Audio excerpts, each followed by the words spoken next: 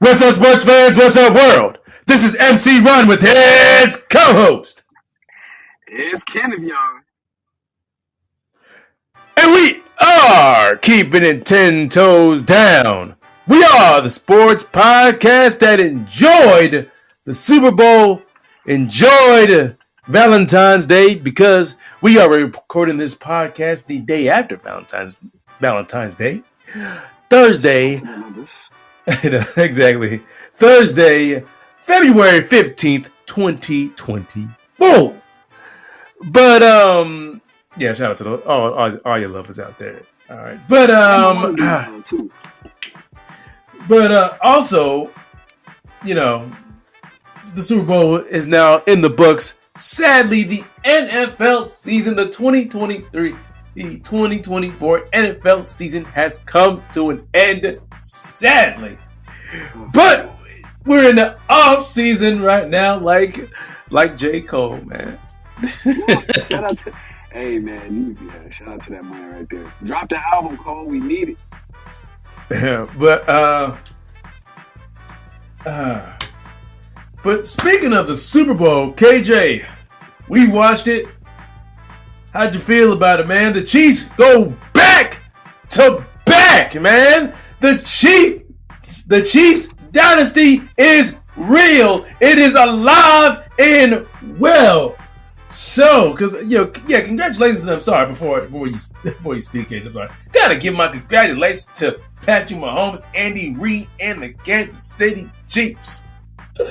Especially that Chiefs defense. Now I should have let it off with them. The Chiefs man, because the whole team deserves it. But how do you feel about watching this game, man? Watching the Super Bowl. Really. And in the first half, I was looking at the Niners defense. I was just like, wow, they are really getting to Patrick Mahomes. Even Chase Young had him a little action too. Contract year, man. Yeah, contract year. He trying to get paid. But shoot, George Karlaftis, shout out to the Big Ten, ended up getting the fumble on Christian McCaffrey in the first half, even though the Niners were doing so well. But you know what? I was enjoying the first half because y'all know I was going for the Niners because I was being a hater because the Chiefs beat the Ravens. I'm gonna keep it 10 toes down. But I was enjoying the first half. I was like, okay, this is cool, blah, blah, blah. The Niners are doing great. Christian McCaffrey going off. I like this, but I always know the second half is going to be different. And what was the second half? Different. Different. It was kind of up and down for me because, my boy Jay Woody from Michigan, he broke the kicking record in the Super Bowl with 55 yards. But then Butker came back right after that and broke that one with 57 yards. So I was like, well, okay, I can't catch it.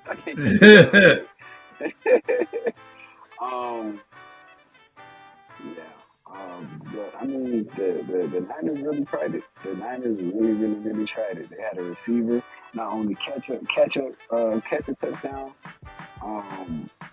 also, throwing a touchdown. They try to play a little Philly special in there and everything like that. I know. But really, I was just glad. I was glad we didn't see Taylor Swift too much. She got like 50 something seconds of screen time. She gonna get some screen time, man. A minute is too much though. This is not the Taylor Swift show. Hey man. NFL had to make their money, man. Swifties, man. They know. Listen. Taylor Swift got millions and millions and millions of fans. That don't even watch football. But guess what?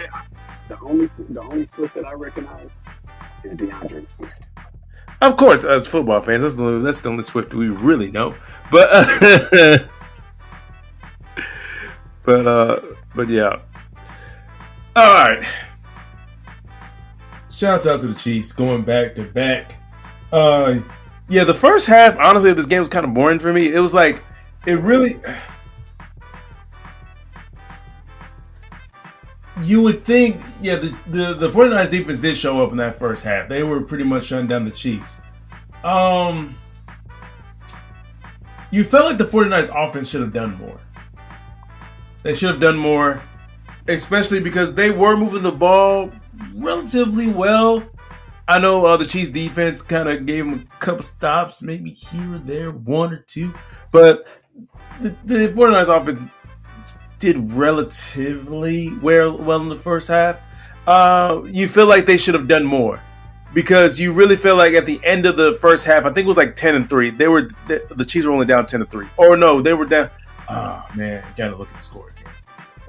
They only got those 3 points in like the last couple minutes of the first half. Yeah, I think they were down by I think they were down by 3. But you felt like the 49ers should have been up by more because of that 49ers defense. They were stopping Patrick Mahomes. They were like you said, they were getting pressure on him. Chase Young was making his presence felt, contract year. So you thought that going back to Washington.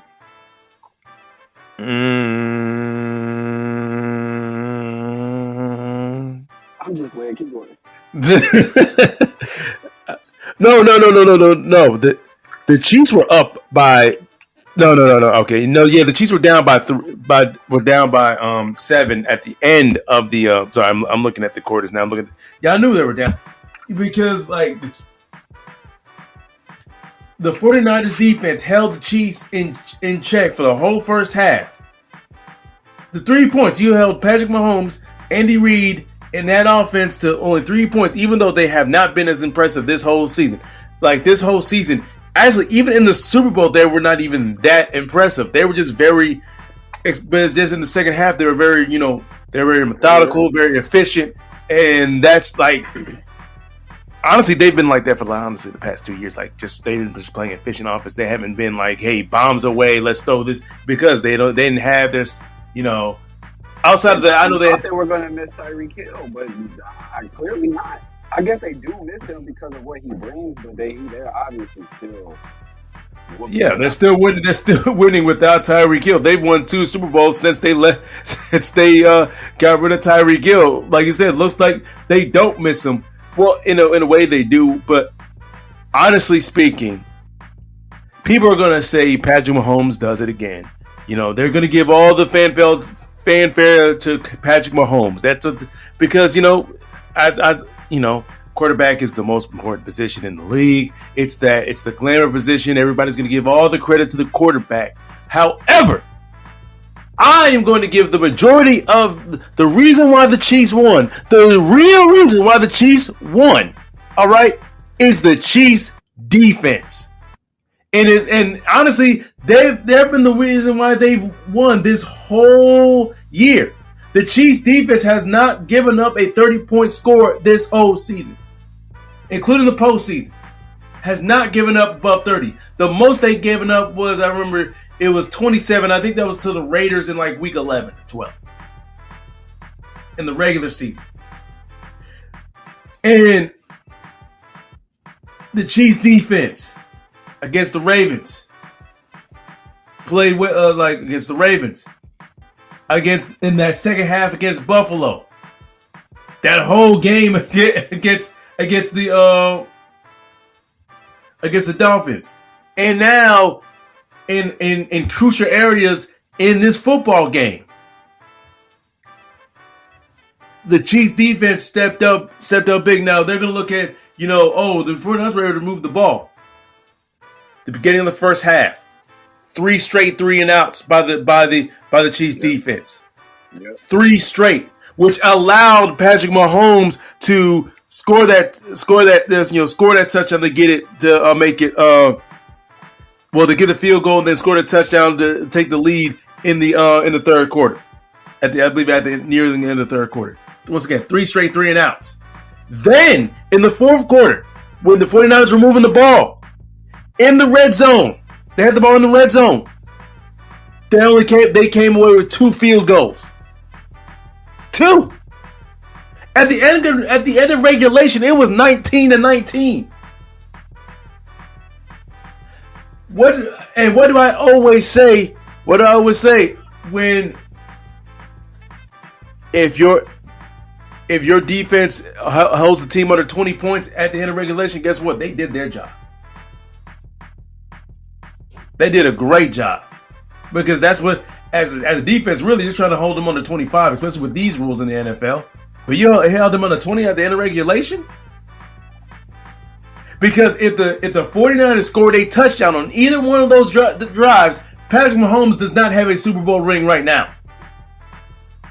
But of course, people are going to give all the and I understand Patrick Mahomes, I'm not saying Patrick Mahomes does not deserve his credit, but to say that Mahomes does it again. MVP. Yeah, I don't think he was I don't think necessarily he was the Super Bowl MVP. The MVP of the Super Bowl was the defense, because in the crucial moments, like I said, 3 straight 3-and-outs. Those two, that was Chris, like on I think it was 2 straight red zone drives in the fourth quarter. I think it was Chris Jones getting pressure on Brock Purdy to shut down those drives. But the only thing is, I would have given the Super Bowl MVP to Chris Jones. Because honestly, that was the main difference in the game was not Patrick Mahomes. Yes, he played well. Yes, he played efficient. But he was not the main difference in the game. The main difference in the game was that Chiefs defense. Like I said, 3 straight 3-and-outs to begin the second half. And then those 2 red zone drives that stalled out from field goals because of pressure by Chris Jones. But I don't think Chris Jones had the amount of stats you needed to, be a Super Bowl MVP because I don't have his stats out, but I know I don't think he recorded a sack. I don't really remember, or he probably recorded like half a sack. I'm just pulling from memory, but I don't. You can fact check me on this, but I don't think he had like huge stats. So by default, Patrick Mahomes had to get it. But I predicted this on the podcast. I said that the Chiefs were going to win. Patrick Mahomes was going to win Super Bowl MVP, but the MVP really is going to be that Chiefs defense. I told you that was going to be the difference in the game. I said Patrick Mahomes is not going to be the difference in the game, and he was not. And people are going to listen to this podcast and think I'm being sacrilegious. I am sorry. Like the proof, I am sorry. I'm sorry you put that much. Football's the ultimate team game.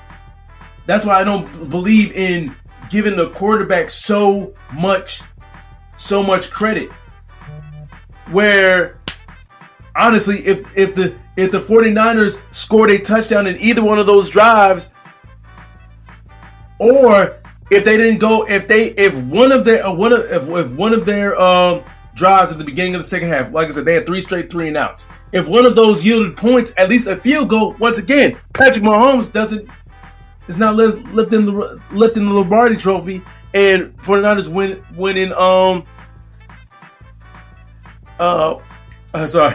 winning regulation. Also got a shout out to the Chiefs defense again, because in overtime they were able to hold the 49ers once again, because I think that was another time where Chris Jones or Kansas City Chiefs blitz. Either way, they got pressure on Brock Purdy. Bam. I'm just saying, in those key moments in the second half of the game, the Chiefs defense stepped it up. But we're gonna focus on the Patrick Mahomes, because that's what sells the tickets. That's the fancy narrative. That's the narrative that's gonna sell headlines. But because the Chiefs defense is not good, but even though they have not just been the MVP, and in my opinion, they are not just the MVP of that whole Super Bowl. They are the MVP for the whole season. Because if just one time in this playoff run they gave up 30 points, the Chiefs don't win. If anybody with me gonna be the MVP, it should really be Booker, because the quarterback is supposed to. If the quarterback is supposed to score points, right? Yep. The kicker scored 52% of their points. That's more than half y'all. So, because really, if we be honest, the Chiefs only scored one touchdown offensively in regulation. All them other points coming from the kicker. That is crazy. I mean, once again, Lego, but I'm not gonna be salty. I mean, you're not gonna give a Super Bowl MVP to a kicker, though. No, but if he don't make offensively, those. you Yeah, outscored your quarterback. I mean, I wouldn't give him the MVP, but I think he did more credit for the Chiefs than Patrick Mahomes. but I'm just not. But once again, people want to listen to this podcast and gonna think that I don't. Once again, Patrick Mahomes deserves his credit. He did play well. He did play efficient. He did make that big throw to McCole Hardman. He did like I said, he did make plays. But to say he was the major factor in the Chiefs winning, not exactly. Not exactly. He wasn't the major factor. He was a factor, but he was not the major factor. It was more the Chiefs defense, like it has been this whole season. The Chiefs defense have been the major factor, but nobody is given. Of course, people are giving some credit to the Chiefs defense, but everybody's always leading off with Patrick Mahomes does it again. Patrick Mahomes. Everybody, I just listen to the constant sports guy. Oh, Patrick Mahomes, and then they talk about the Chiefs defense. No, we need to talk about the Chiefs defense first. We need to talk about how great that defense is first, because that defense is the only reason why Patrick Mahomes has that third ring. And this is why football is the ultimate team game. This is why, once again, I keep on saying on this podcast, I've said it in TikToks, I will always say it, I will continue to say it, that we have overrated the quarterback position. And I'm not saying the quarterback position is not the most important position in the NFL, but we have overrated it to such a degree that we see we have an all-time great defense in the Chiefs, and nobody wants to talk about it. McDuffie definitely made a good play. I think that was a fourth down. It could have been a touchdown for you. McDuffie turned around and said, "Nope, turnover on downs." Yeah. Well, people do want to talk about it, but really people want to talk about, where does of course we're going to talk about this on this podcast. Of course, we have to, because that's how we're trying to get people in to listen to this podcast. So got to talk about it. But what was I going to say? But yeah, the Chiefs have one of the best defenses I've ever seen win a championship, and it's not going to be recognized, really. And that's kind of course, Chiefs fans are going to recognize it, but I'm talking about the general public. The general public, the narrative is going to be Patrick Mahomes, Chiefs. That's it. Not talking about McDuffie. Not talking about Chris Jones. Not talking about George Karlaftis. Not talking about any of those guys. I think Nick Bolton, but I think was he hurt? I know he got. Either way, Snead did. Snead had some bad plays during this playoffs run, especially against Zay Flowers. But anyway, but yeah, they're not going to talk about this Chiefs defense, which has been the best part of their team all season, and continued being the best part of their team in the Super Bowl. I'm going to give y'all credit, though. But let's go ahead and ask the question, though. Let's go ahead and ask this question. KJ, now that Patrick Mahomes and the Chiefs have won their third Super Bowl in 5 seasons, Patrick Mahomes, 3-time Super Bowl champ, 3-time Super Bowl MVP. Where does Patrick Mahomes rank all time in quarterbacks, in your opinion? I mean, people are already comparing him to Tom Brady, which is not crazy. It's not crazy. I believe that he's obviously, like we said in the previous podcast, he's definitely, whether he won or not, he was going to be top 5, right? Just because of all the accolades that he has now. But speaking about his accolades, like his career is oddly similar to Brady. Like, obviously, he has like 20 more passing touchdowns than he does as far as playoff stats before turning 30. But it's a passing league, so okay. The yards and touchdowns, I'll get rid of that. He has one less interception. He has the same number of Super Bowls. He has one more Super Bowl MVP. So he's really on par with Brady right now. and really Not they on par, have maybe a little similar. bit. They have similar, yeah, maybe a little bit better. They have similar. I don't know how to say this, but their careers are trending similarly, not only in these stats and these accolades, but they both have an older senior coach in the league. They really honestly, we're talking about all this defense and kickers. They both getting carried by their defense and their kickers. Well, Both I of them wouldn't have won say they're Super getting Bowls carried. without great offenses. I mean, without great weapons. They both have had a tight end or two. I wouldn't say Patrick Mahomes getting carried by a great defense. This Super Bowl, I'm not going to say that. I will, however, say this Super Bowl, the defense played a bigger part in the Chiefs winning than Patrick Mahomes did. But the other two. I ain't gonna say that. The other two Super Bowls, that was more Patrick Mahomes and the offense leading the way. But continue. Yeah. So I'm not quite ready to say Brady yet. Um, I'm not quite ready to say better than Brady yet. Let's say that. But in my top three, you got Brady, Aaron Rodgers, and Patrick Mahomes. Even though Aaron Rodgers has only won one Super Bowl, he has a chip, and that's one of the most fantastic quarterbacks I've ever seen in my life. All right. Passing, mobility, comeback wins. Aaron Rodgers is the comeback champion.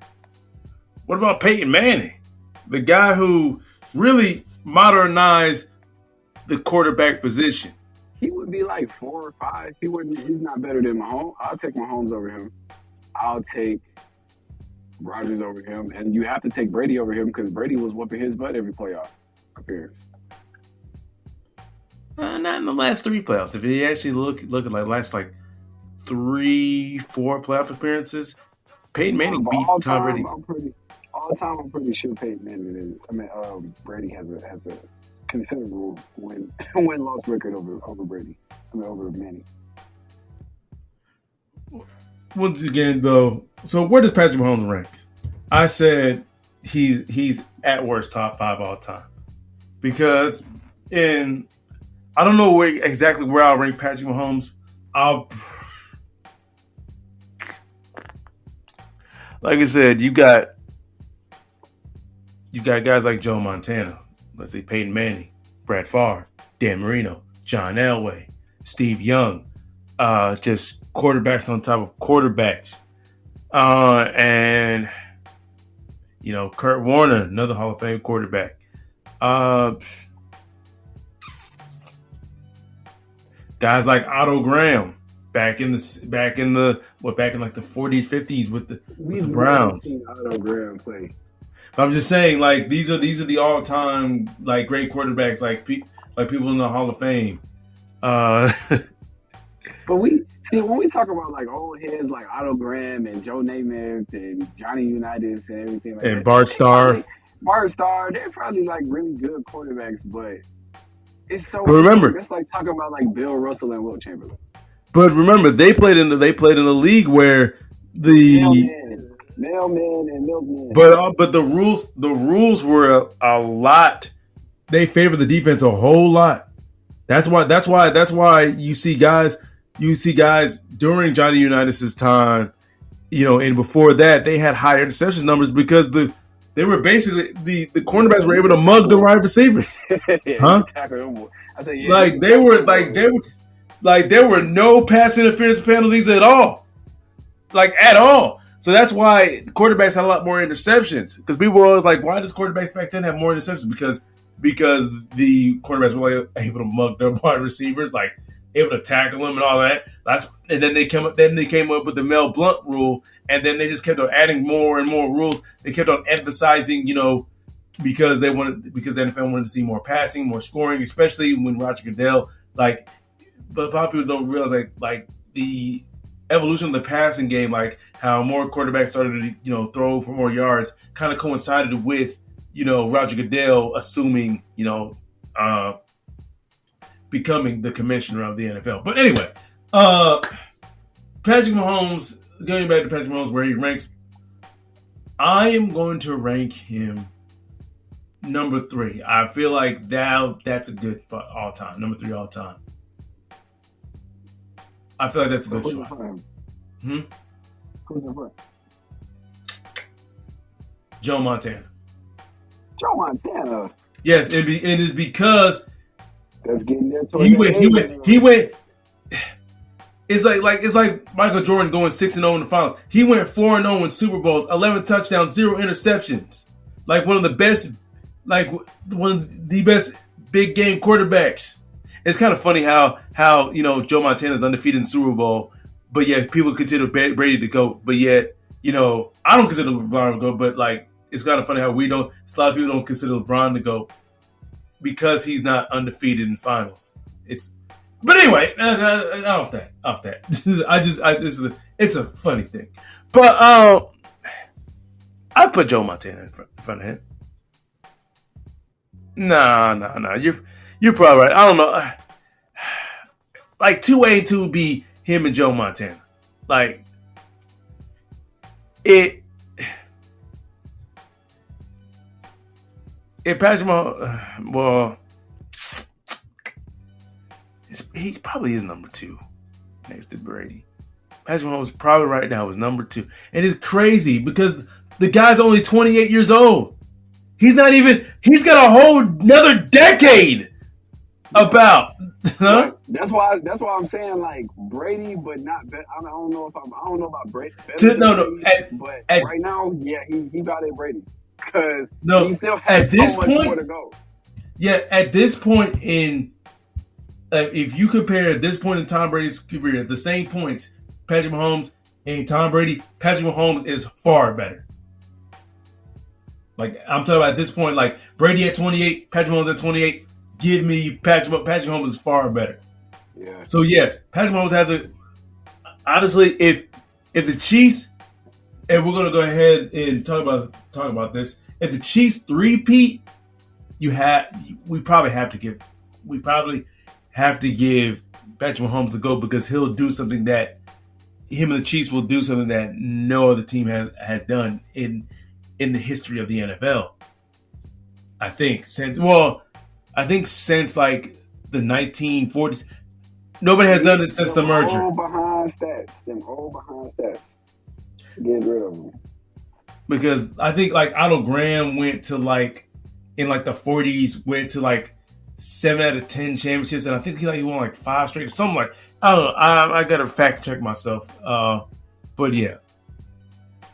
But he'll do something that no other. He'll have something on his resume. Him and the Chiefs do something that no other franchise has done, which win 3 straight Super Bowls. So, but on to that, do you think the Chiefs can three-peat?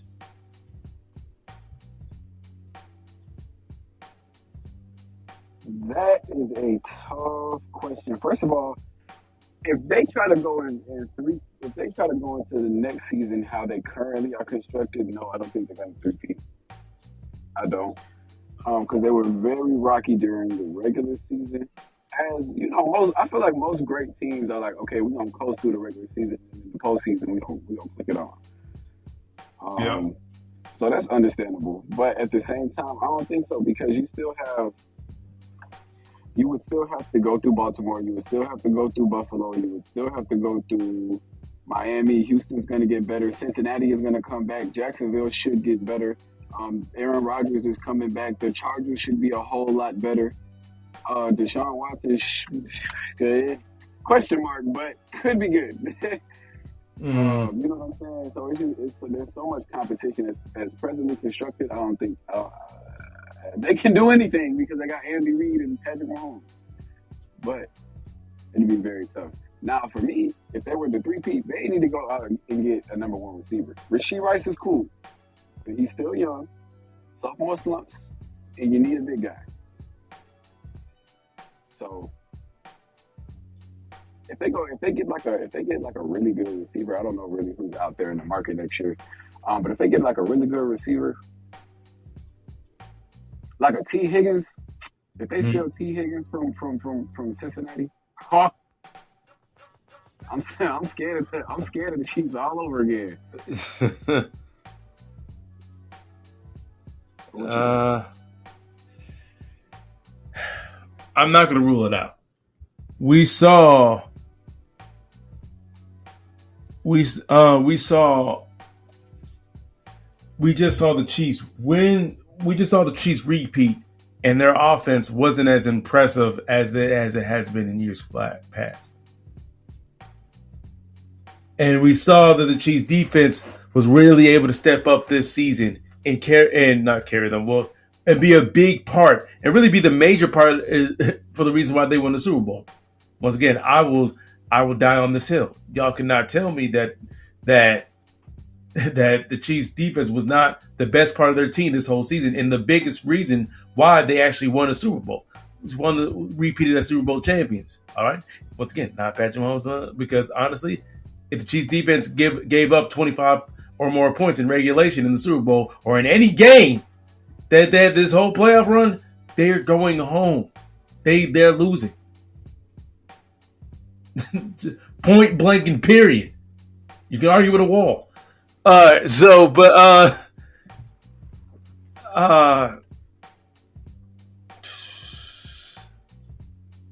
think they have a chance, even as presently constructed, because they've shown it. Like, this defense has shown that, hey, all we need to do is hold these guys under 25 and we're good. Like, this was the first year that Patrick Mahomes can actually rely in league. Well, a little bit last year, but this was really the first year that Patrick Mahomes can, like, yeah, I can lean on the defense. I can lean on it. I don't need to make a big play. I don't need to, I can punt the ball away. I can take this field goal because I know the defense is gonna show up for us. So I give the Chiefs a great chance at the repeat. A great chance. Because you have Andy Reid, you have Patrick Mahomes. As long as that defense stays relatively the way they are. Now, what's going to throw a monkey wrench in that plan is, like you said, what about the Chargers with your old coach Jim Harbaugh? What if he unlocks Justin Herbert and Justin Herbert takes it to a whole new level? What if the Jacksonville Jaguars finally experience some consistency? And you still got the guy in Joe Burrow who's people like quarterback records, even though quarterbacks don't face each other, even though quarterbacks don't play defense. But Joe Burrow is still, I think, has a winning record against Patrick Mahomes. That's the reason why people wrongfully think that he's the second best quarterback, and he's not. Yeah, they don't call him Joe Cool for nothing. Yeah, so Joe Shiesty. But what if the Bills actually get smart and fire McDermott? There's a lot of. How about that? What if the Ravens get another good? Huh? We going crazy. We get Derrick Henry, we going to the Super Bowl. I guarantee it in my Chuck voice. My question is, are y'all going to retain Odell Beckham Jr.? If we get Derrick Henry, Odell can do whatever he want to do. Short of calling plays. I don't care. But remember, y'all only signed him to a 1-year deal. Are y'all going to re-sign him? If we get Derrick Henry, he can kick rocks. I don't know about kick that. All the rocks. I don't know about that. Yeah, you're right. I might have too much dip on my chip, but yeah. If we get Derrick Henry, I'm sure he'll want to stay. Because where else is he gonna go? If he goes somewhere, he has to go to Patrick Mahomes. Everywhere else will be either a lateral movement or a downgrade. Well, y'all just better get another offensive weapon. I would say y'all probably need one. I don't know what y'all need, honestly. Running back. Think about it. All our running backs always get hurt. No, but we do need a receiver. We need a receiver for sure. Well, y'all been needing a receiver, but y'all got Zay Flowers and Odell Beckham Jr. But y'all probably need. But think about it. We got Likely. We got Andrews coming back healthy. We got Flowers. We got Lamar. If we Y'all get a might good need running back, we good. We're okay. We can put whoever. We can put whoever else at the wide position or at the X position. y'all might y'all might need another wide receiver because I don't think y'all retaining Odell Beckham Jr. I think Odell might be going somewhere where You he know what gets we should do? You paid. know what we should do? We should get rid of Aguilar and convert all of his money into Odell signing bonus. So problem solved. Killing two birds with one stone. Wow. But out of this game though, because let's go to the 49ers side. Unfortunately, I'm sorry 49ers fans. Y'all lost Super Bowl, but it's okay. Come back. You'll get it next year. Um because of this game, Steve Wilkes, the first year defensive coordinator for the 49ers, was fired. He was fired. First year on the job. Fired. How do you feel about this one, KJ? First of all, they doing my guy Steve Wilkes so wrong. So y'all know Steve Wilkes originally was he worked for the Carolina Panthers, right? He was an interim head coach when Riverboat Ron left, and then he went to go get a head coaching job at Arizona. That lasted about a year. I think that was the Josh Rosen era. That lasted about a year, which wrongfully so because he had Josh Rosen at quarterback. What do you want him to do? He didn't pick Josh Rosen. Got fired. Went to Carolina again, I think, as a defensive coordinator. Got fired. Now I was excited for him to come back to go to San Francisco because I was like, finally, like I think he's a good coach. And maybe he has a chance to get a ring. Fumble. So I feel like they've been doing my boy wrong. Because if we being honest, the Niners were talking about they didn't even know the second half rules. Who's that fall under? The head coach, right? Yep. So Steve Wilkes' defense got an interception. They honestly made the Chiefs fumbles what 5 times, 6 times. Mm-hmm. It's a lot of fumbles, my boy. The defense was doing what they had to do. The whole team really was doing what they had to do. They just played Patrick Mahomes and Andy Reid. But you know what I'm saying? It wasn't Steve Wilkes' fault. But I think he's just the fall guy. Somebody got to go to appease somebody, and it's not gonna be Shanahan, because who you gonna replace Shanahan with? You could replace a defensive coordinator. Can't replace Shanahan. What if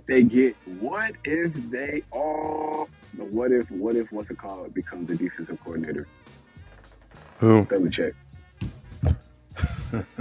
For the 49ers? Jesus. That would be one of the greatest offensive minds and one of the greatest defensive minds going at it on the same team. That might be cheating. But yeah, I feel bad for Steve Wilkes, man. He was the fall guy because what I just said on this podcast, and I've said it before. If my defense, I forget overtime, in regulation, the Chiefs scored under 20 points.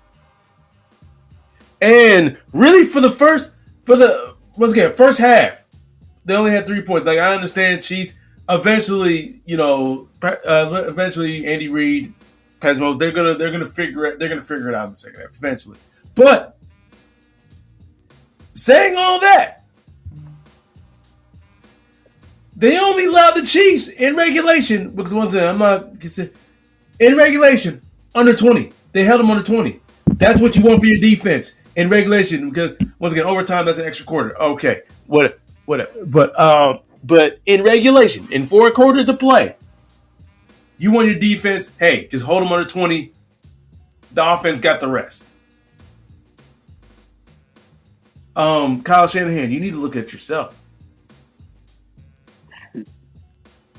The defense wasn't the reason why y'all lost.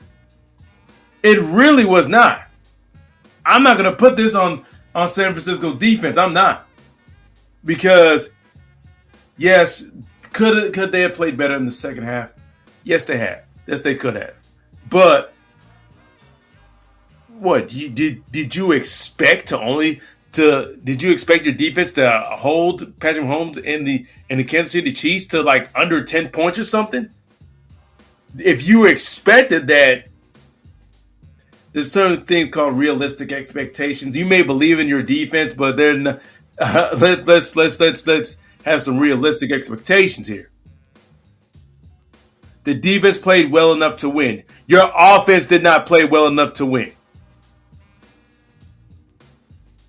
Especially, once again, I said it. Those two drives where the Chiefs defense stopped you in the red zone. Those 3 straight 3-and-outs. That was the difference.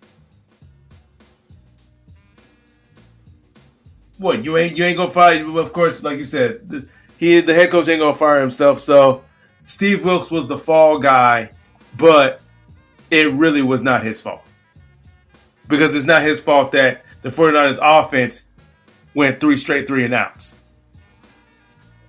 And the funny part is, I think the Chiefs got the ball back, if I'm correct. Like they got the ball first in the second half, and I think if I remember correctly, the 49ers actually stopped them, because the Chiefs scored a field goal before the half, and then like, okay, they got the ball back. People were like, oh, Patrick Mahomes going to turn it up. Guess what? Stopped them. Like I said, but your offense had 3 straight 3-and-outs. But you're playing the defensive coordinator. And this was the third time you had a big lead in a Super Bowl and you gave it up. And some of that was due to your offensive play calling. And when Kyle Shanahan was the offensive coordinator for the Falcons in the 2017 Super Bowl 7 years ago, that 28-3, you didn't run the ball more, and guess what? It cost your team the victory. That first time against Patrick Mahomes and the Chiefs, and now the second time. So get out of here, man. Y'all making my man Steve Wilkes the fall guy. Hopefully, Steve Wilkes, you get a job as a defensive coordinator, maybe with the Panthers. Nah, we keeping Zero. I think his last name is. We'll talk about that later, but we, as Panthers fans, we kind of pretty happy about that, because we do have a top 10 defense, buddy. But that is all for the football topics, though, for this week. Don't worry, when the draft starts getting closer and closer around, we're gonna talk a lot more about that. I just can't wait. But guess what's coming up this weekend? Because last weekend we had Super Bowl weekend, but now we have NBA All-Star Weekend coming up. Woo! The All-Star starters, I know they were like named like I think a whole month ago or somewhere like that. I know we didn't talk about it because we were talking about other things on this podcast, but now because NBA All-Star Weekend is coming up, let's go ahead and talk about these. Let's go ahead and talk about these All-Star teams, and who do you feel got snubbed? I mean, honestly, I feel like everybody who I feel like got snubbed ended up being in like a medical reserve.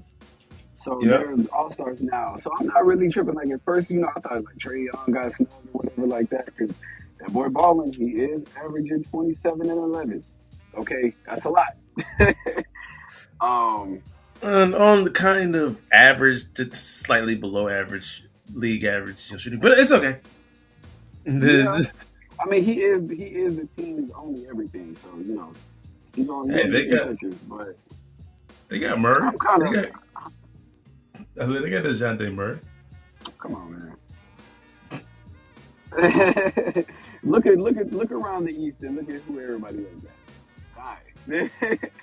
No, but I'm kind of happy with these. I'm kind of happy with these rosters. Do I feel like they're a little lopsided? I do. But we'll get to that in a second. Where your snubs at? Um, there's not really, like you said, I don't really see any of those people. Even when people were talking about, oh, Trey Young was snubbed.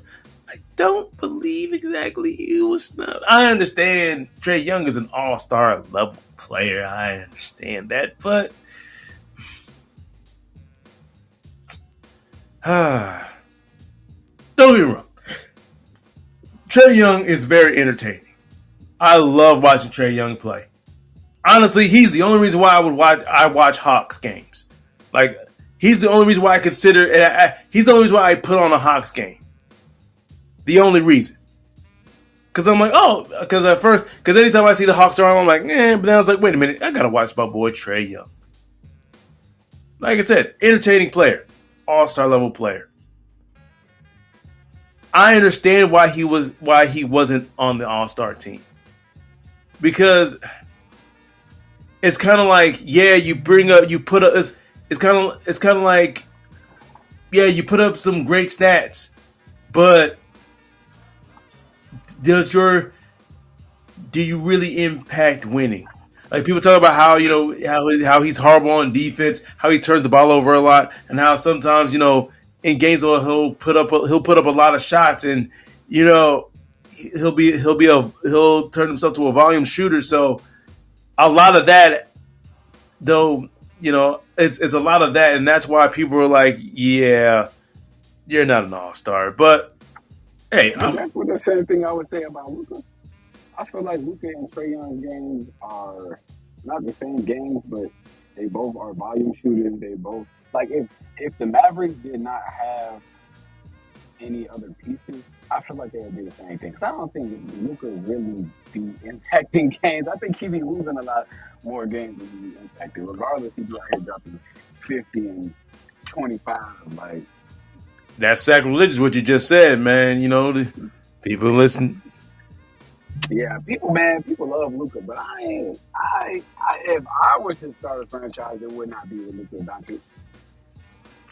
Who would you start a franchise with over Luka? Jason Tatum, easy, real easy. First and foremost, I ain't gonna lie.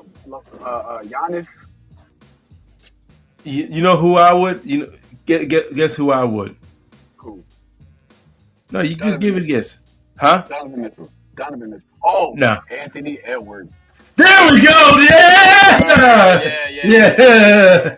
Anthony Edwards and Jason Tatum. I'll take both of them over Luka any day without hesitation. I like, and the reason why it's not now. I believe Luka is better offensively. I think he's way better offensively than Ant-Man. Well, not. Well, if we're talking playmaking, Ant can score at all three levels. He can pass and rebound. Yeah. I would say playmaking wise, Luka is in another stratosphere compared to Ant-Man. However, I'm like, Ant-Man, I'm not getting you to be a playmaker. You can playmake some. As long as you can playmake some, I'd rather take your scoring ability and defense.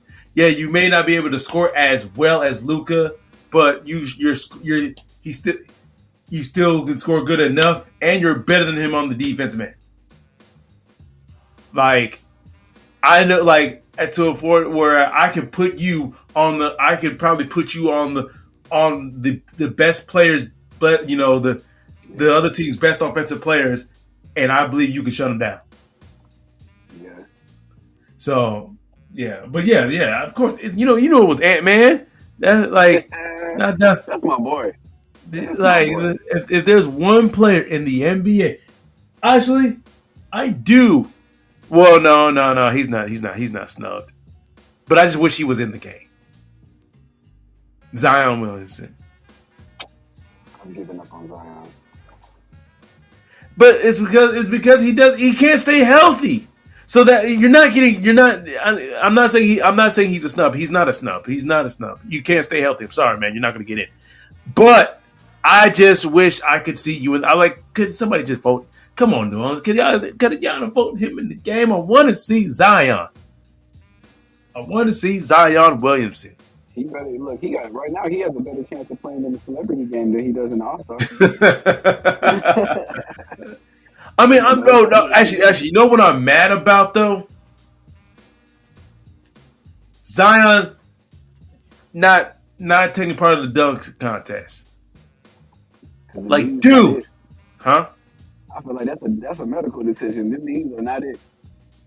He needs to go get transplant surgery and go switch him and Megan Thee Stallion's knees. Maybe he might be the best player ever then. He get Meg knees, boy. He going crazy. That man be jumping at the gym like jumping out the gym. Superhero landings every time he ain't feeling nothing. I know. He needs to have naked. Wow. Oh. Nah, yeah. Cause I do wish, like, I want to see Zion in the. But look at these All-Star teams, though, man. The West has been to destroy the East, Sweeping. Man. Sweeping. Like, if they would have faced each other, if the East and West All-Star teams faced each other in a 7-game series, I believe the West would win 4-0. Dang, 4-0. Maybe a game. Okay, I'll give East a game. I was gonna say 4-1. Okay, I'll give him a game. I'll give Giannis, Dame, Embiid, and all that. I'll give him a game. I'll give him a game. It would be very reminiscent of the Lakers and the Nuggets playoff series last year. Exactly. Like, and once again, speaking of Nuggets, Jamal Murray, not an All-Star. And it's going to be crazy because people are going to look back. People are going to look back 25 years from now and 30 years from now. Oh, Jokic won without an All-Star. So like, he had Jamal Murray. But the thing is, but we know that's how time works. That's how time in sports work. The narrative we look, but we know sports are all about narratives, man. It's not about actual, watching the actual game and actually. But anyway, sports have always been ran about narratives, but the narrative is going to be with Jokic. The narrative is going to be with Jokic that he didn't win with it. He won. Like, people are going to compare. Oh, look at Jokic. He should be better than LeBron because he went without an All-Star. Even though we've seen, yes, Jokic is that major driving force, but we know how good Jamal Murray is. That man is an All-Star level player. We know he is.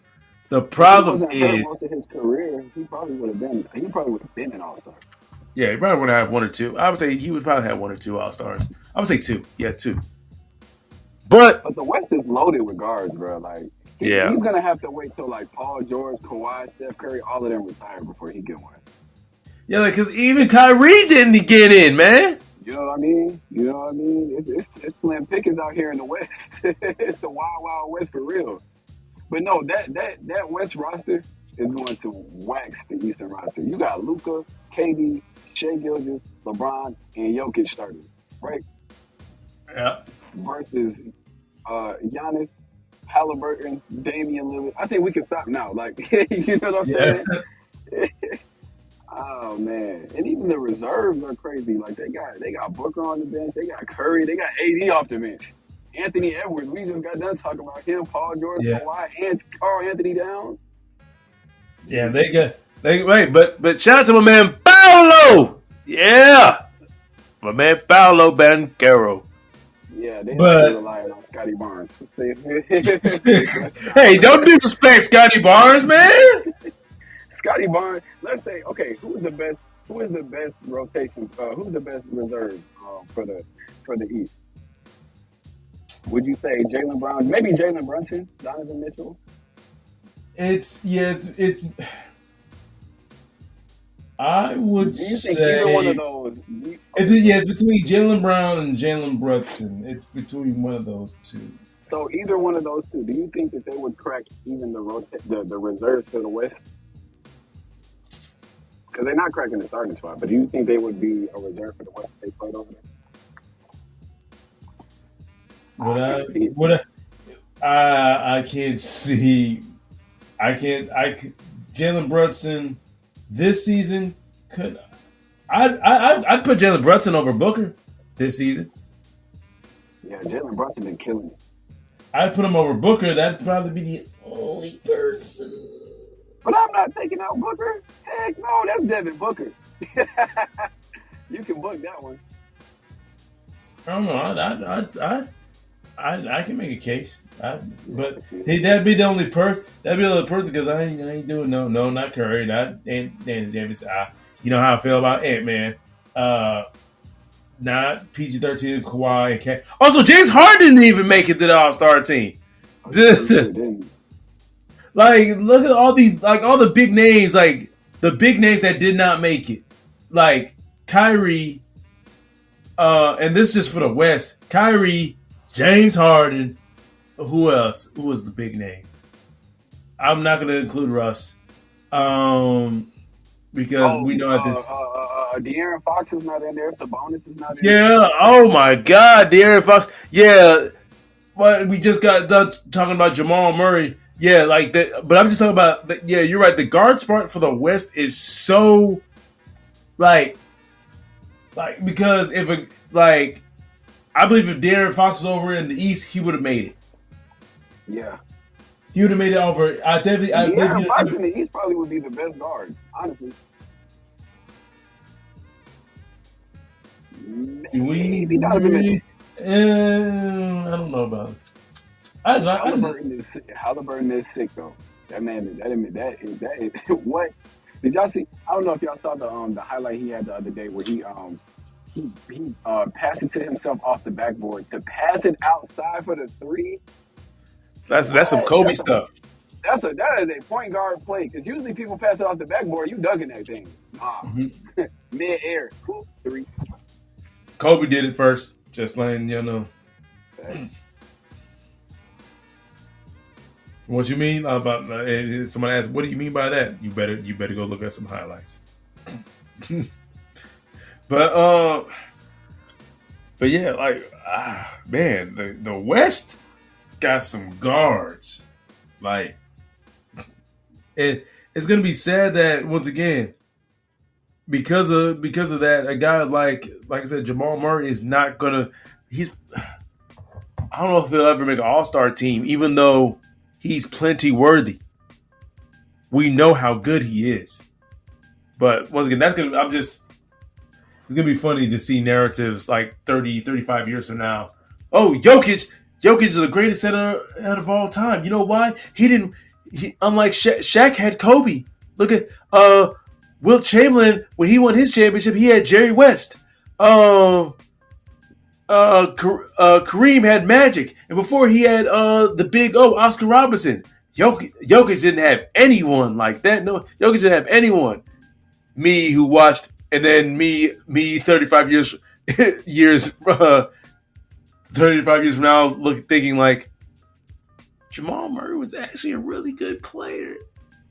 He actually came in clutch a lot of times when Jokic didn't have it going. You know, but we're gonna forget about that, or we're just gonna forget about that. But we are in the All-Star break in the NBA. I called the halfway point, even though there's only 25 games left. It's really we're more than halfway through, but for me, it's always That's when the Lakers start kicking it up. yeah. For me, this always feels like the first half, even though once again, it's more than half the games were played. So far this season, we're on the All-Star break. Has there been any surprises? I'm talking about you're looking at both East and West. Have there Yeah, have there been some I surprises have to a you? surprise for both. All right. For the West, I did not expect. Okay, Oklahoma City is up there, but I did not expect Minnesota to be number one. Because last year, were they not a play-in tournament team? I believe so.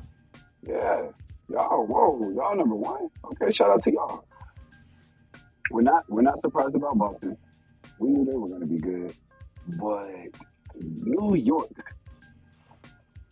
y'all are actually catching my attention. Usually, I ignore New York because who they got on their team, but they are looking like the best team without an All Star. I mean, the best team without a superstar. I said they got two All Stars, man.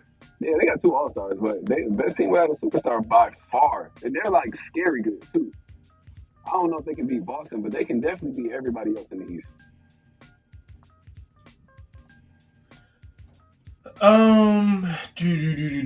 I'll have to agree with you on that on the for the West. My, I've got a. Do I have a few surprises? I'm I mean, surprised that the Clippers are not number one, honestly. no, they. I kind of felt like they were gonna like when you trade for James Harden and all that. Like it's Yeah, gonna take some time for you to gel. I'm not surprised. Now they've been the best team like regular like they've been the best team in the West ever since like after that eight like after that 10 game stretch or however many games they lost. I think they lost 8 games in a row. But after that stretch where like things began like as worse as it possibly could, yeah. they've been honestly they've probably been the best team in the West. Like just like really thinking about it, they've probably been the best team in the West. They're I haven't seen Minnesota play, but the Clippers are the best team in the West to me. Yes, that's over LeBron James. To all the listeners out there, I keep it 10 toes. But speaking of LeBron, did you know that Golden State tried to trade for him in the trade Huh? deadline? Yeah, They trying to they trade tried for to trade for him. LeBron? They sure did. They sure did. What? What were they trying to? Wait a minute. They tried to trade. What were they going to trade to I don't know Lakers what they for were going to LeBron? trade. They were going to have to trade like Kaminga and Klay Thompson or something like that. I don't know, but they were trying to trade for LeBron. What made it fall through? LeBron and the Lakers said, "Heck no." They said we're not leaving. But I thought that was pretty interesting because if they did do that, that would be kind of reminiscent of like CP3 going to LA to go play with Kobe. I would love to see LeBron play with Steph Curry, and not in the All Star game. You know what I'm saying? Yeah, Um, but not before LeBron wins another ring. You know what I'm that saying? Like he's still. Some people think he's still making a case. So I want him to continue to make that case and not follow the Kevin Durant path of I'm finna go team up with one of the best players in the league and we finna go win the championship. Because at that point, to me, it wouldn't. The championship is null and void. It don't matter. Yeah, you got a ring, but that ring, you didn't go to Jared, buddy. You went to a bubblegum machine. I don't respect it, but I would love to see that. um, that was shocking. That was some news to me. But what's surprising on the team that surprised me on the East side is the Cleveland Cavaliers.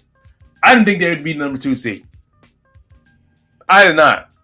Like after last year where I was so high on them, I was like, you know what? Let me temper my expectations on the Cleveland Cavaliers. Let me not put a whole bunch of let me not, put a whole bunch of expectations on them. Now they're the number 2 seed. I I guess I guess, was a year off. yeah. I mean, I feel like that's kind of accurate. I feel like Cleveland in the East is 2-3. But a team that actually kind of. But let me go to a decent team that disappointed me. No, it's not my Wizards. I expected us to be trash. Uh, I needed us to be trash. Awesome. The team that disappointed me is actually the Brooklyn Nets. Yeah, I thought because after the KD trade, when they got Miles Bridges, and then Cam Johnson, and then Cam Thomas started to elevate his game and really make himself known. I thought the team looked pretty good. I'm like, yo, this team just looks like they're a superstar away from being a title contender. Honestly, because you got Mikal Bridges is like them with Mikal Bridges as their number one option. They looked really really good last season, especially those last 25 games without Durant. Because I know they made a trade before the trade deadline, so those last 25 games, the Brooklyn Nets looked really good, including in their playoff series. They looked pretty good to me. I think New York kind of stole their thunder. What do you mean by that? Because the Brooklyn Nets, they on paper they have a good team. You know what I'm saying? They don't have a superstar. They really don't have an all-star, but they have a really good team. But in the Knicks are kind of they're both in New York. They're not too far from each other. The Knicks don't really have a superstar neither. And I kind of still feel like they're a superstar away from being in the finals. I think New York kind of stole some of their mojo. But then I know they traded some pieces away. I know they traded away. Nets traded away Dinwiddie. I think Royce O'Neal. I forgot there's somebody else they traded away as well. But yeah, the Brooklyn Nets actually, I didn't think they were going to be world beaters, but I thought they would have a little bit better record than 21-33. Honestly, I thought they would be within that 6-7 seed range. That's what I really thought. But we'll see. Let's see another team. Let's see a team that. Let's see. I'm trying to see what team disappointed me in the. There's not really a team that disappointed me in the West. Oh no! Sacramento Kings. Okay. I had them. I had them as a number 2 seed. I predicted number 4 seed to be number 2 seed. That's the thing. I just thought they were going to build off of that 3rd seed, and I thought they were going to be a little bit better this season. But MC Ryan didn't take into account that the Clippers were going to trade for James Harden. I didn't think that Minnesota or Oklahoma City would take the jump that they did. I knew the Nuggets were going to be good. I knew the Phoenix Suns were going to be good. The New Orleans Pelicans are a little bit better than I anticipated, because. But everything else. That's a filler team. You said what? I said I feel like that's a filler team. New Orleans is just there to me. They're good, but are they really gonna win the playoff games? No, not at all. They need Zion. I feel like since the deadline, the Mavericks making the move for the center and for PJ Washington. That's going to put them in the 6th spot. So I think eventually the Pelicans are going to be a play-in team and not a play-off team. But they are solid. Everybody was calling for Hubert Davis. Also, didn't I tell you that the Warriors were going to get in that play-in spot in the 10th seed? Yeah. I said they were going to. I did not okay. Utah also. It's funny how the Rockets they started off really fast too. They were within that 3, 4, or 5 seed range, and then they're now kind of tapering off. But too much clubs, man. Houston got too much going on. I mean, they got a lot of talent, a lot of young talent, a couple of veteran talent in Dylan Brooks and Fred Van Fleet. Say that 5 times fast, but they still have a lot of young pieces. Jabari Smith, Jalen Green, Sengun. Who else? The guy he came at, the rookie came out of Villanova. Scoop? No, not Scoop. Scoop is with the He said Villanova. Yeah, he came out of Villanova. I know. he was the guy that he was the guy that we thought the Warriors were going to draft this past draft, but the Rockets got him. Crap, forgot his Cam, name. Huh? Cam Whitmore. Yeah, Cam Whitmore. Yeah, There we go. There we go. But yeah, um, they got a lot of pieces. It's just that they're who too was young. yeah. Who's the coach? Who's the coach? Oh yeah, Ime Udoka. You know, yeah, Yeah, taking them out to the strip club. That's why I said yeah. they didn't trade me. I mean, They said he we just gonna needs make this to money and we gonna have a good life. he just needs to get them to just kind of just gel. If they that's all. I think the Rockets are. I think next year they're gonna make some real noise. Like as in like they're probably gonna be in the playoffs. I, just like you feel like I mean, they got the cap they space. yeah, you feel like if they get their team to jail and get like that one little piece to just like bring it all together, just to glue everything that they need that one glue piece to just bam put it there, and they're gonna be good. But any other things, KG, that you have noticed so far this first half of the basketball season? There has been a lot of balloon scoring. I understand that the offense brings ticket sales and defense wins championships. But why is everybody scoring 62, 63, 70? Sometimes in losses. 73. That's what I'm saying. Sometimes in losses. Like and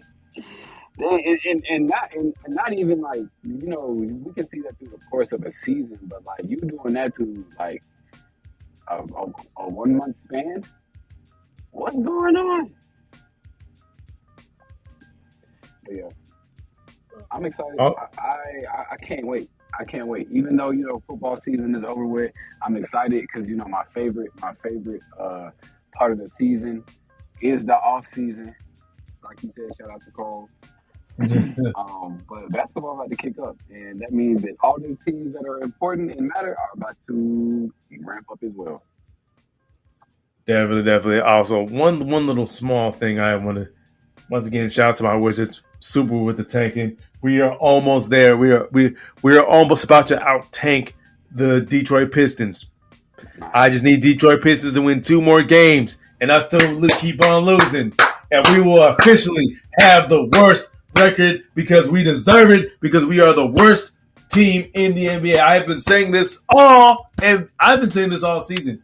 Like even when we were like 5 games ahead of the Pistons. Now we're only 1 game. Now people are starting to see, wow, the Wizards, like, y'all really do suck because the Pistons went on a 26-game losing streak, and now you're only 1 game better than them. I'm like, we're the worst team in the NBA. Like, the Pistons were part of a blood sacrifice that finally ended. That like it was there. They were like, anybody watch Full Metal Alchemist? It was an equivalent exchange. All right, an they equivalent exchange. they had to sacrifice the Pistons so then the Lions can win football games and get to the NFC Championship game. But like an equivalent exchange, the Detroit Pistons finally ended their 26 game, I think, or 25-26 game, I don't know, their record-long losing streak, and guess what? Lions had to lose. It was an equivalent exchange. But yeah, I'm going to be pissed though, because the San Antonio Spurs have the worst record in the West. I'm going to be pissed. No. I'm gonna call rigging because you've got 3 teams in the East that have worse records than the Spurs. You've got your Pistons, my Wizards, and then your Hornets. Lucky All you. with wait a minute, hold up, I lied. Sorry, No, Hornets got 13 wins. Sorry. we finna Okay. go up. Yeah. We're finna go up. Just watch. That lineup looking real good. Hold on, because last time I checked, y'all had 10 wins. I didn't realize y'all were on a 3-game winning streak. The Hornets were on a Yeah. 3-game winning streak. Yeah. Yes, Oh, sir. got out of them doldrums, baby. But We're still not going to the play-in, but you know what? It's looking good. no, but I'm gonna be pissed. No, I'm gonna call rigging if the San Antonio Spurs get the number one overall pick again. You know, you say that the Wizards are the worst team in basketball, rightfully so, because y'all are. And first of all, Kyle Kuzma, you're dumb for not wanting to be traded to the Mavs. Why did you veto that? But anyway, Because man, he gets all the shots with the with the yeah, Wizards. He gets he the trying to be a hooper. He's like, I yeah. know my lane, I know my place. Yeah, No, he want to get rid of all them touches because if he goes to the Mavericks, he loses all the touches he gets with the Wizards. Like, nah, man, I'm getting 30 touches a game. I can put up all these bad shots no matter what. Let's go. job security. Yeah, No, but so you honestly you want them to have the number one seed, the number one worst record in the league so bad. I want you to have it. I want you to have it because I want you to see that it's not greener on the other side, buddy. Because we had the worst record last year, and guess what? We had the number 6 draft pick. That's crazy. yeah. Once again, that's like they kind of no, the league rigged that. I don't care. Like I don't. Don't have it, but I personally that'll give us a better chance of getting the number one, rightfully so. I personally believe that the NBA should get rid of the draft lottery and just go back and do what the NFL does. The NFL doesn't give a crap. They don't give a crap about a team tanking. Right. They're like, listen, Anyway, do what you want to. like you're not good enough to win. Like if you're not good enough to win, you're not good enough to win. Like don't like if you can clearly see, yeah, this team pretty much sucks. Like and like this team's gonna cap out at probably like just talking about basketball wise, yeah, this team's gonna probably cap out at 25 wins. Okay, then let's not try to get 25 wins and just like I do wish that the NBA gets rid of the draft lottery because in my opinion, I think the reason why the NBA does it is not to prevent taking, it's so they can rig things. That's all. I think that's the reason why they have it. So just in case, if they need to give a team the number one overall pick, they can be like, here you go. Yeah, the lottery odds said that you can get the number one overall pick. Nah. Here you go, San Antonio. We're not going to give Wembanyama to Detroit. We're going to give him to Popovich. Oh, the numbers. Yeah, that's why. That's like you can't tell me that there's been literally there have literally been articles of people believing that the draft lottery is rigged, and I'm for one that believe it is because why is the NBA so adamant about keeping it? Once again, to prevent tanking, I'm like, owners want to tank because so they're trying to get a top, a top 5 pick. So it's so you can once again, so the NBA can rig. It's dumb. A lot of the times it's dumb because none of these players that you're gonna get, a lot of the times the players that you're gonna get in the lottery are not gonna change your franchise. You have LeBrons and Wembanyama's and all of that stuff coming out every now and then, but that's rare. But yeah, let them tank. Let my people tank. Exactly, man. And get rid of. I'm gonna petition to get rid of the draft lottery, man. I really do. But it is still Black History Month, people, and MC Ron has a Black History shout out to Fritz Pollard. He was the first African American head coach in the NFL. I believe he's also one of the first Black players in the NFL as well. But yeah, just gotta get the fun fact about his name. His full actual name is Frederick Douglass Pollard. Oh, that's funny. That's That's funny. That's Yeah, that's a blackety black name right there. Frederick Douglass. Right. Yeah, you called you Frederick, named you Frederick Douglass Pollard. Oh, you definitely had to be the first black coach in the NFL with, with that name. You had to do something historic for black people. Come on, with a name like that, you had to. There wasn't no, but yeah. He was also the first black player to actually play in the Rose Bowl as well. Just just a little. But KJ, do you have a Black History shout out? Sorry, Don't put me on the spot. uh, I was gonna let you have it. oh, I'm sorry. Yeah, I just had because we still Black History Month, man. We got it. I think last next week. No. We got. I think we got a couple more weeks, and then I was about to say last. I do have a shout out. Well, Black History shout out. Okay. Since we're talking about the Super Bowl, everybody saw the halftime performances. Like we said, the commercials were going to be terrible, but we're not talking about that. I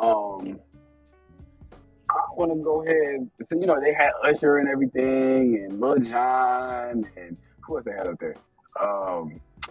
Ludacris, Alicia Keys, her looking great. I want to go ahead and shout out Ella Fitzgerald because Ella Fitzgerald was the first black person to ever perform at a Super Bowl. Ooh, shouts out. 1972, New Orleans. That sounds like the perfect place for Ella Fitzgerald to perform.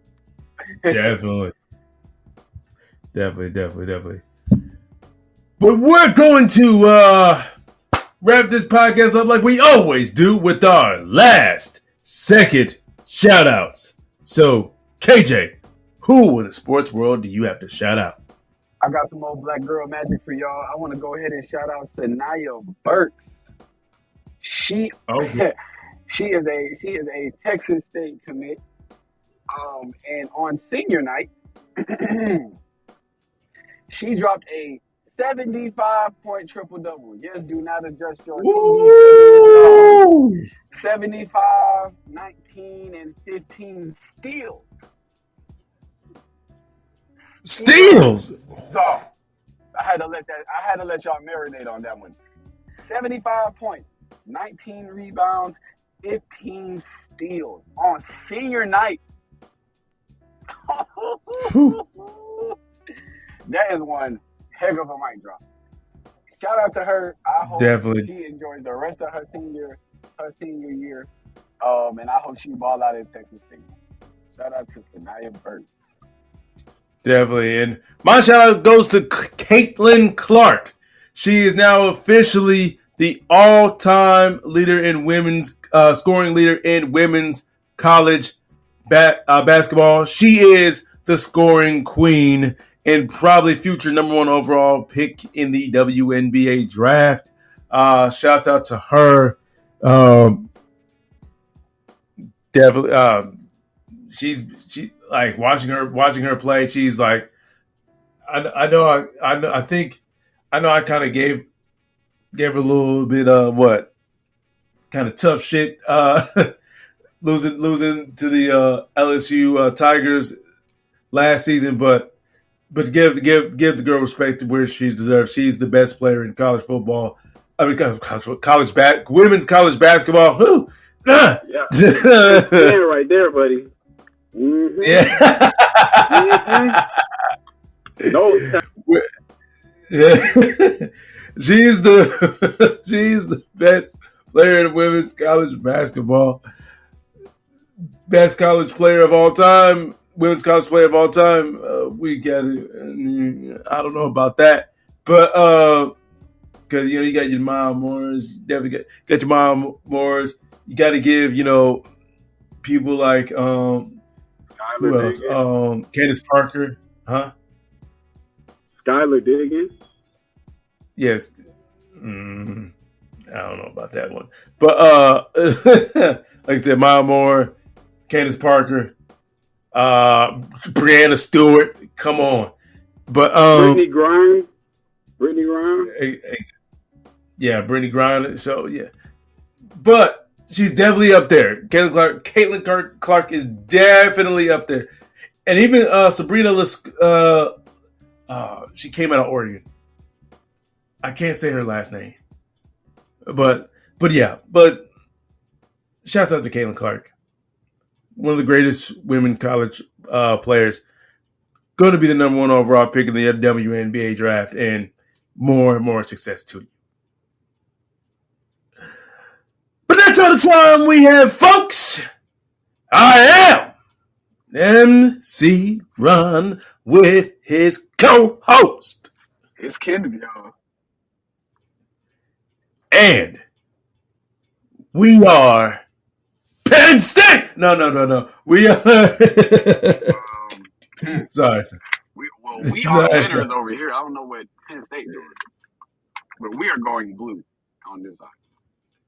Listen, we're just fire James Franklin, but okay. Hail to the concrete heroes. Yeah. All right, we are keeping it 10 toes down, ladies and gentlemen. If you want to be on the podcast and talk your sports stuff with the best in the business, that is me and my co-host KJ. All you have to do is one of two things. Either send an email to keepingit10toesdown@gmail.com. That is keepingit10toesdown@gmail.com. Or send us a direct message on Instagram. That is at keepingit10toes. That is at keepingit10toes. Now, come on, man. I know you want to be on the podcast. You know you got that girl at the crumble cookie. She likes listening to sports podcasts. Evidently, she stumbled onto this sports podcast, and evidently she likes it. And guess what? If she hears you on the sports podcast, my man, guess what? She might be into you, man. Come on. I haven't done that little outro in a while, so anyways, trying to get a sponsor, man. Just crumble cookie. You can sponsor me. Sponsor us on this podcast. We need money. You know what I'm saying? Exactly. We got two black men out here trying to make it in the world, man. But you all have a great night and enjoy All-Star Weekend 2024. The sun is under my feet and I come in peace to compete. I don't run if you athlete. My statistics go up in weeks and I go visit the nearest creek and I get busy. Yo, mini MC, really ballistic. Anybody can see any assistance. Everybody to see some persistence. Breaking out some be really too vicious. The permanent beast and the demolition. Breaking up the street, better partition. Better dot your T. Hannibal mention. Out of all you see, putting my dick in the rap industry. Everybody bitching, getting mad at me. Breaking out Kendrick in a battery. And I'm charged up in a catastrophe. It's charged up in audacity. Y'all fucks never gonna have